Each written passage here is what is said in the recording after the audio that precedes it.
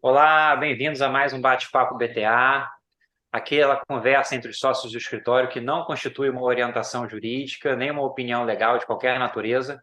Hoje estamos com o time tributário completo, o Ezio junto comigo aqui do Rio de Janeiro, a Carol lá de Brasília e a Malu falando de São Paulo, todos do nosso departamento tributário para tratar de um tema que sempre volta às notícias, mas parece que agora vai: reforma tributária. E aí eu vou passar a palavra para a Malu, que está estudando isso muito a fundo, e vai fazer um resumo da situação para a gente e permitir que a gente faça algumas perguntas a ela. Vai lá, Malu. Olá, Dani, Ézio, Carol, boa tarde. Prazer poder participar aqui. Boa tarde a todos que estão assistindo. Realmente, como o Dani já adiantou, eu estou participando ativamente em órgãos de classe, empresariado, contato inclusive com a PI, que é a secretária especial da reforma, e não acompanhando só por mídia, acompanhando inclusive pelos bastidores. O Agora Vai do Dani foi muito oportuno. Por que muito oportuno? Porque realmente o API sinalizou que a reforma, ele tem acompanhado a reforma desde as diretas já, desde a Constituinte de 88. E É ele isso que eu ia nunca falar, viu. Malu. A gente há mais de 2 décadas trabalhando com direito tributário, sempre fica nessa. Vai virar uma reforma e nunca. Mas Bom, vai talvez. muita resistência do empresariado, dos entes federativos, se vai perder uma fatia da tributação, se não vai perder, mas agora realmente com a transição do governo, com essa questão de modificação de arrecadação que não se deu só por meio da reforma tributária, mas por meio, enfim, de outras medidas, o API já sinalizou que nunca viu tanta maturidade, seja do legislativo, seja do executivo, para concretizar a reforma, tá, Dani? Então, a perspectiva é que saia esse ano e efetivamente, e a perspectiva, enfim, é que ela seja fatiada, porque a reforma tem dois bolinhos. Ela tem o bolinho do consumo, cuja a intenção é a simplificação do sistema, diminuir o custo do Brasil por meio da aglutinação de 5 tributos em uma espécie de IVA, né, Imposto de Valor Agregado, e tem o imposto sobre a renda e folha de salários, que seria uma segunda etapa. Mas A aí, Malu, proposta, desculpa, só para te interromper, para ir pontuando. O que eu tenho percebido é que quando a gente fala em redução, é uma redução de, como você colocou, redução de custo pelo tempo que se tem, pelo número de declarações, pelo volume da burocracia, mas a gente não está falando de uma redução de carga, né? Não é financeiro. perfeitamente, perfeitamente. As empresas, o custo Brasil que a gente fala, como a gente tem aí, considerando 5 mil municípios, 26 estados, Distrito Federal, 5 mil normas de SS, várias normas de CMS, guerra fiscal, as empresas têm que contratar muitos profissionais e extremamente qualificados, isso custa muito para as empresas, para que elas possam cumprir essas normas de forma efetiva. E ainda vem a E, Receita e diz que você errou. exato. E vai cobrar com Então, multa e juros. exato. Mesmo com o melhor time do mundo, eu acho inexequível, infactível que as empresas façam com a maior retidão do mundo. A gente vê no nosso dia a dia a quantidade de problemas com uma vírgula numa obrigação acessória, complexidade de normas pouco intuitivas, enfim. Então, é diminuir, simplificar. O que o empresariado tem adorado a ideia, adorado. O Mas ponto sensível. será que a gente não deveria, então, quer dizer, a gente, né? Quem somos nós, mas assim, renomear não reforma tributária, mas simplificação tributária? Porque a reforma, quando a gente pensa em reforma, a gente pensa numa reforma estrutural, com diminuição de carga, mas aí é uma coisa que eu estava conversando com o Ezio, que ele colocou bem, talvez uma reforma propriamente dita dependeria também de uma reforma administrativa, porque não adianta você querer mudar o sistema de arrecadação quando o sistema de despesa continua o mesmo ou até maior. Não faz sentido você implementar uma reforma para redução de carga se você não reduz o Estado.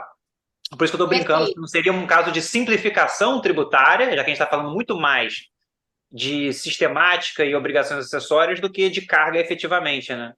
Exato, exato. E aí que está o ponto mais sensível, porque o objetivo princípio, sobretudo no consumo, não é a redução, não é. É a simplificação diminuição do custo do Brasil. Agora, com relação à renda, vai ter aumento. O empresariado vê a simplificação de forma muito confortável, de forma muito positiva. Agora, onde entra o ponto de desconforto é que o aumento da carga tributária, assim, eu diria que seria um equilíbrio de copos, tá? Porque o governo fala, não é só simplificar, eu quero fazer uma tributação funcionalmente justa, ou seja, quem tem maior capacidade contributiva, aí eu estou me referindo à renda, paga mais. Quem tem menos, paga menos, né? Que a gente fala dos tributos sobre o consumo, indiretos. E qual é a segurança? Veja, Dani, o que eu penso aqui, por favor, aqui é um bate-papo. Hoje a nossa carga tributária é altíssima. O governo fala que quer reduzir desigualdade social e fazer uma justiça fiscal, por meio de uma justiça fiscal. A carga tributária altíssima no Brasil gera uma rejeição fiscal gigantesca, inclusive sonegação. Por quê? Porque o Estado não traz a contraprestação à altura da nossa carga tributária. Eu acho que essa é a questão, Malu, porque não é dizer que a carga tributária no Brasil é altíssima. Você tem vários países desenvolvidos e civilizados que a carga é até maior. O problema que a gente tem aqui é justamente o que você tem em troca, porque você está só colocando no cofre, mas você tem que, em paralelo, você tem que arcar com a sua própria saúde, você tem que arcar com a educação, você tem que arcar com segurança. Então, aquilo que o Estado deveria prover, ele provém muito mal. Então, na verdade, a gente tem uma carga tributária alta para o que o nosso Estado oferece. Se a gente tivesse um Estado que oferecesse aquilo que ele pressupõe que vai oferecer, não seria uma carga alta. Você teria praticamente o dinheiro limpo. Como a gente fala, os países nórdicos, você consegue tributar a renda com 50%. Ok, mas os outros 50%, eles estão absolutamente livres, porque você não tem que gastar com nada, além do que da sua vida. Você não precisa gastar com essas necessidades de educação, de segurança, de saúde, nada disso. Então, é uma questão do parâmetro do retorno que você tem pelo que você paga. Aí sim a gente tem uma carga tributária muito alta. E isso tudo Exatamente. envolve a necessidade da reforma administrativa, porque se você faz uma reforma tributária antes da reforma administrativa, o custo do Brasil, não só para o empresariado, mas o custo da máquina pública é muito alto. E você não consegue fazer isso de forma efetiva. Esse assunto é muito extenso. Malu, eu acabei tirando você dos trilhos. Você ia colocar para a gente que essa reforma está dividida em duas vertentes principais, como se chama de dois bolinhos, o do consumo e o da renda. Mas isso significa que eles estão tramitando em projetos diferentes, eles já foram reunidos? Como é que você está vendo isso? Projetos diferentes. O consumo vai mexer com a Constituição, então vai ter que ser emenda constitucional. A renda propriamente dita, eu estou modificando uma lei normal. Então, é só um projeto de lei que altera uma lei. A emenda constitucional é um pouco mais burocrática, né? A gente mexe em Constituição, que a nossa Constituição, teoricamente, é rígida. Então, você tem um processo parlamentar muito mais burocrático, um quórum de aprovação mais burocrático. Então, basicamente, o IVA, assim, de forma mais didática ou simples, o IVA, ele tem duas propostas de emenda constitucional, que é o consumo, e uma legislação para o imposto de renda. Ainda se fala sobre folha de salários, mas não tem nada efetivamente no legislativo. Está se ventilando que isso faça juntamente com a renda. Porque é um dos maiores custos também no Brasil para geração de emprego, é justamente o custo dessa folha. Exatamente, é desonerar a folha, mas a ideia dos ministérios, enfim, dos envolvidos, é desonerar a folha, mas jogar essa fatia, porque eles sempre vão fazer uma medida compensatória para não perder, obviamente, a arrecadação e jogar para o lucro das empresas. Então, a proposta é o que eu falei, o equilíbrio de copos entre a iniciativa privada e uma justiça fiscal distributiva. Eu acho um pouco desequilibrado isso e concordo que, apesar da extensão do tema, teria que ser feita uma reforma administrativa. Aí a gente já estaria entrando no direito financeiro, onde vão e como vão ser injetados ou administrados os recursos públicos. Perfeito, perfeito. E, Ezio, você tem alguma questão? Você tinha anotado algumas coisas para perguntar para a Malu. Na verdade, Carol, a Malu estava discorrendo um pouco sobre essas medidas que estão em tramitação atualmente.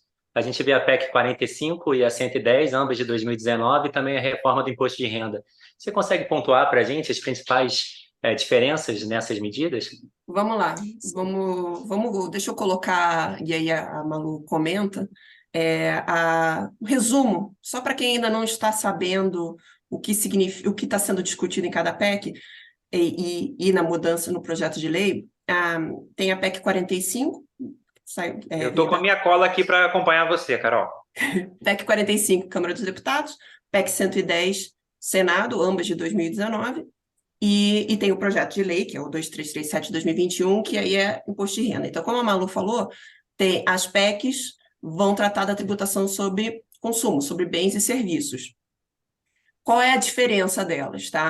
A PEC 45, a intenção é criar um IVA, como disse a Malu, que é o Imposto sobre Bens e Serviços, de competência federal, que unificaria ICMS, ISS, IPI, PIS e COFINS, e a criação de um imposto seletivo, que a ideia desse imposto seria de cunho arrecadatório para tributar produtos e serviços que poderiam ser considerados maléficos ou prejudiciais à saúde ou ao ambiente, tipo derivados de petróleo, fumo, tabaco, álcool, Mas aí, etc. desculpa, aí você falou que ele teria a natureza arrecadatória ou teria a natureza regulatória? A natureza é arrecadatória, mas com fins seletivos por ser prejudicial, vamos tributar. Então, essa é a PEC 45, que surgiu, que começou na Câmara.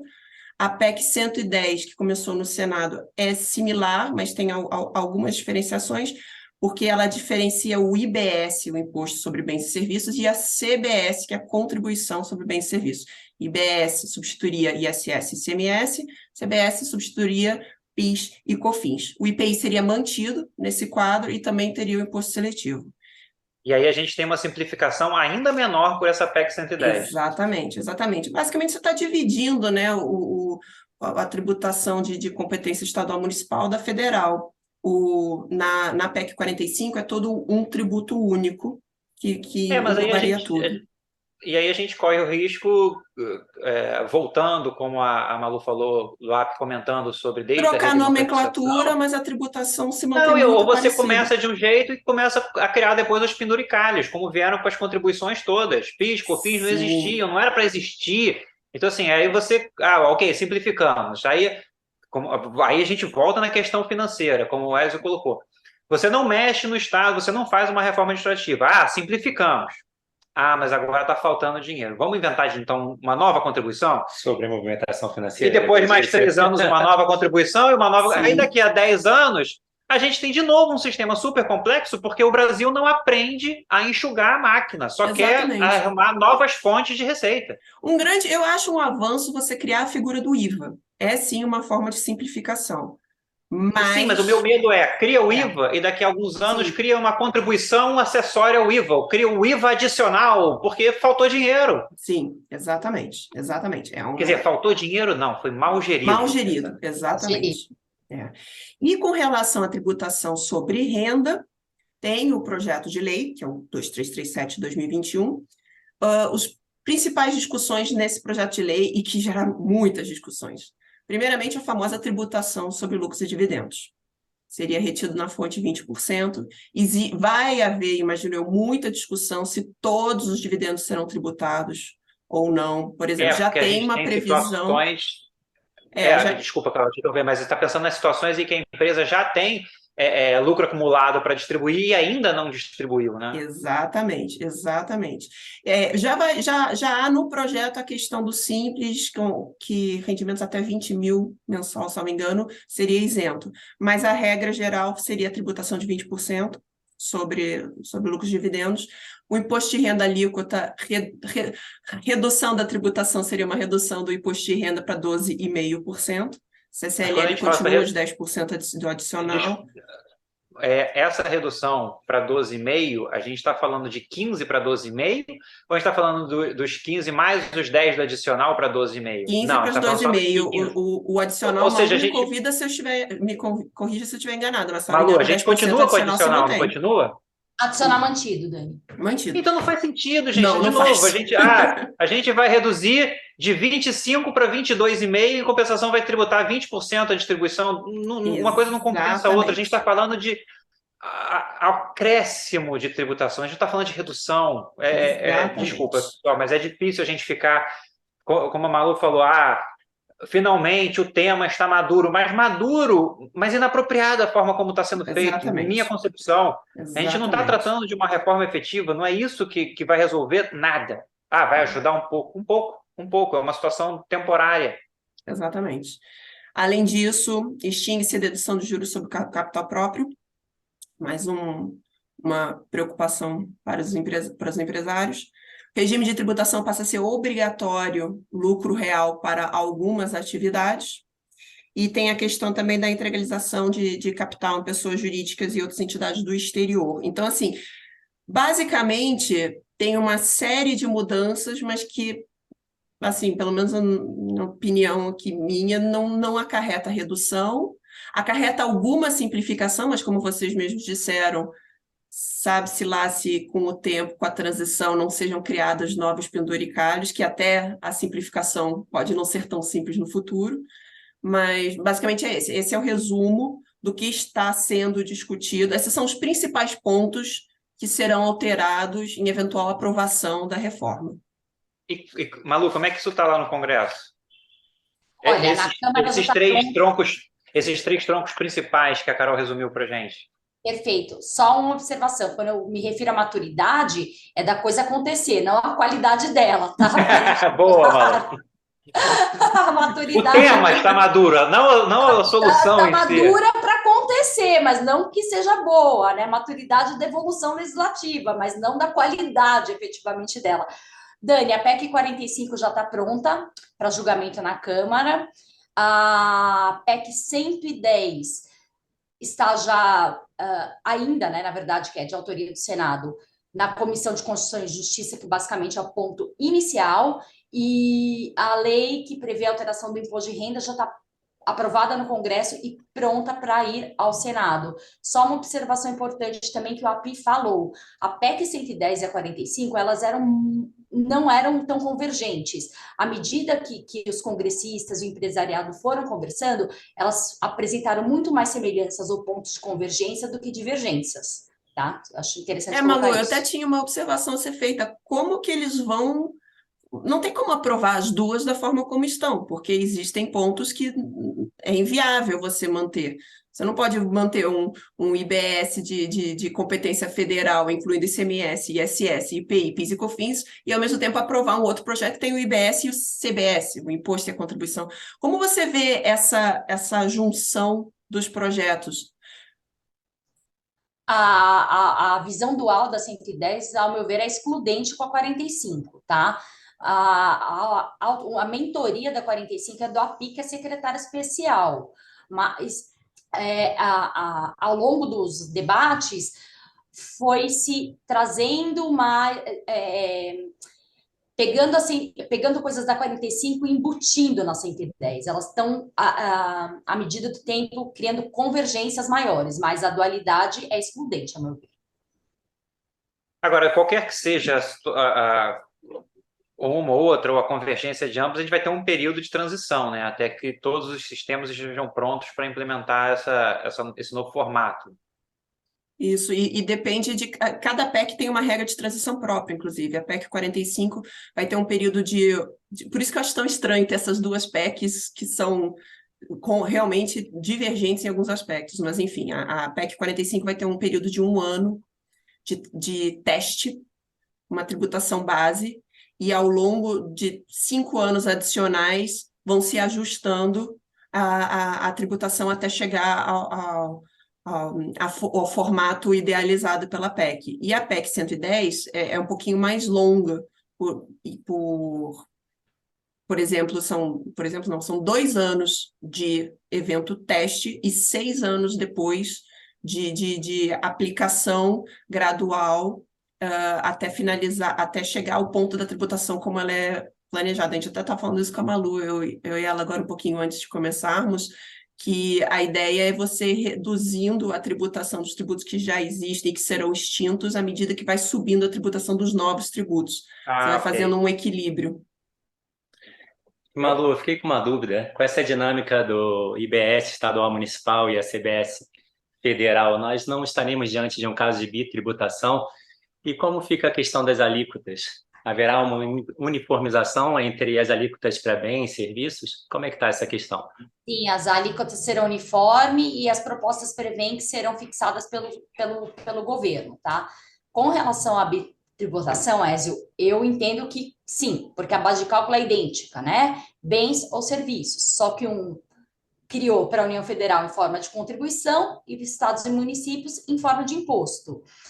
E, não sei se vocês rememoram, o STF, quando do julgamento da bitributação da CSLL com IRPJ, entendeu que não haveria, na verdade é lucro líquido. Não haveria por quê? Porque a contribuição é diferente do imposto. E por que ela é diferente? A contribuição, ela tem que ser destinada, ela tem uma destinação específica, enquanto o imposto, eu dou meu dinheiro para o Estado e o Estado faz o que ele bem entender, pavimentar a rua, Não tem vinculação. está na saúde. Então, o Poder Judiciário entendeu dessa forma há algum tempo atrás.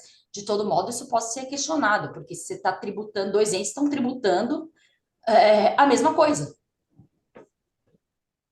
E uma coisa que eu tinha notado aqui, o simples não muda. Em qualquer cenário, o simples permanece. Permanece. Permanece e tem a faculdade de apuração pelo regime normal do IBS e CBS. Você vai Certo. permanecer tendo as regras próprias do simples. Malu, e como vai funcionar essa questão da não cumulatividade nessas novas PECs?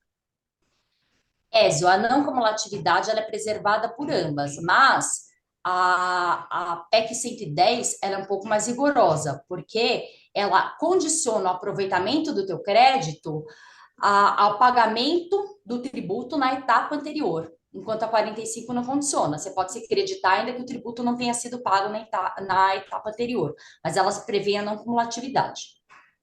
E eu fiquei com uma dúvida que eu até anotei para não esquecer. E qual será o tratamento dos saldos credores acumulados dos tributos substituídos após a transição? Caramba, todos esses créditos de... Tá.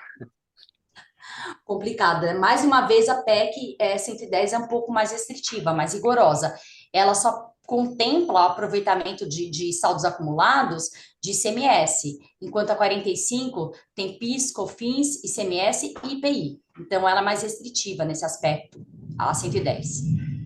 Porque aí, mais uma vez, a gente está falando de um aumento da carga, porque se ainda chegar e tiver uma linha de corte, olha, você não vai poder continuar com tudo isso que você acumulou de crédito, vamos começar do zero. Aí, de novo, você vai mexer em balanço das empresas, é difícil, hein? É mais uma frustração, né? Alguém tem mais algum ponto para colocar? Porque eu acho que assim, é um tema que a gente pode acabar falando novamente em outras conversas conforme Sim. for evoluindo, né?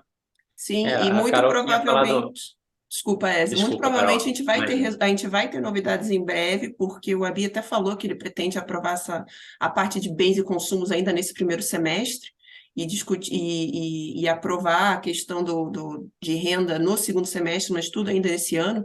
Então, em questão de meses, assim, nós teremos muitas novidades e muitos assuntos a serem discutidos, certamente. Aí a gente reúne o time todo de novo, hein? Sem dúvida. Exatamente. O período muito embora o empresariado esteja animado com relação à simplificação do sistema, o período de transição vai ser crítico, porque eu vou ter que desconstruir um absurdo jurídico, né, que é a nossa burocracia tributária, para reconstruir com a transição. Isso vai gerar um treinamento incansável das empresas, né? Eu vou ter um período aí de trabalho dobrado É. até que tenha uma efetiva simplificação. E eu prevejo muita judicialização durante todo o período de Mas aí é para isso transição. que a gente está aqui.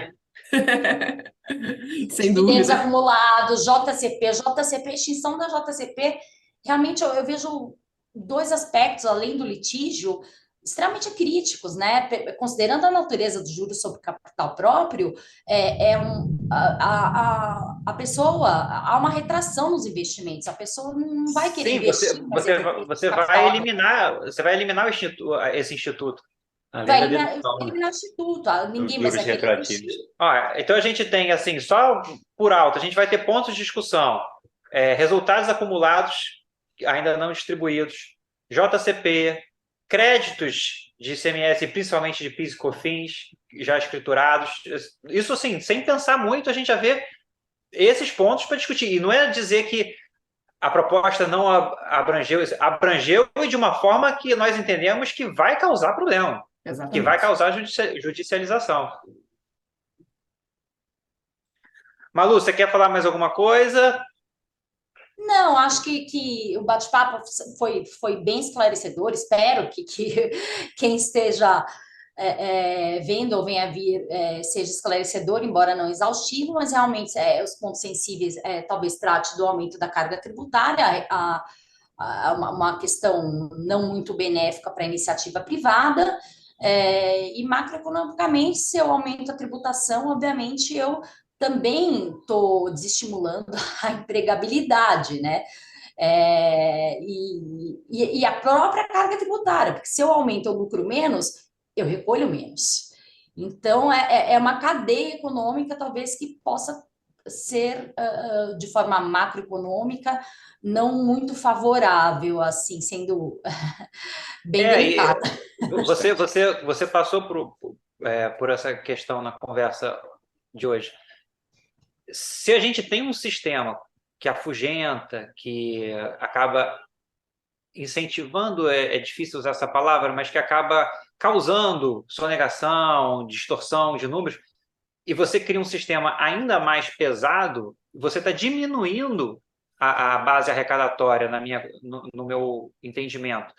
Se você reduz, você amplia a sua base. Eu acho que é melhor você arrecadar menos de muitos do que muitos de poucos, tá? Simplificando o discurso, a discussão aqui. Mas tudo bem, vamos lá. Quem assistir esse vídeo, tiver algum comentário, quiser colocar alguma questão, ou usa o campo de comentários, ou então pode seguir a gente no Instagram, que é @BastosTigreAdvogados, e conversar. É isso. Acho que é isso. Carol, Malu, Ézio, mais algum ponto? Não, é isso. Eu estou muito Feliz feliz que de o Ézio estar tenha com participado pela primeira muito vez, que a feliz, gente esteja com Ézio e todo Malu mundo aqui. participando, e eu espero que a gente possa fazer vários outros capítulos de Bate-Papo Tributário Unido. A gente Bem-vinda, Malu, fica... também. Obrigada, pessoal. Um prazer bater esse papo com gente tão legal e qualificada como vocês. Obrigado a todo mundo, obrigado, pessoal, e até a próxima. Até o próximo Bate-Papo PTA. Tchau, tchau. Tchau. Até a próxima. Tchau, tchau.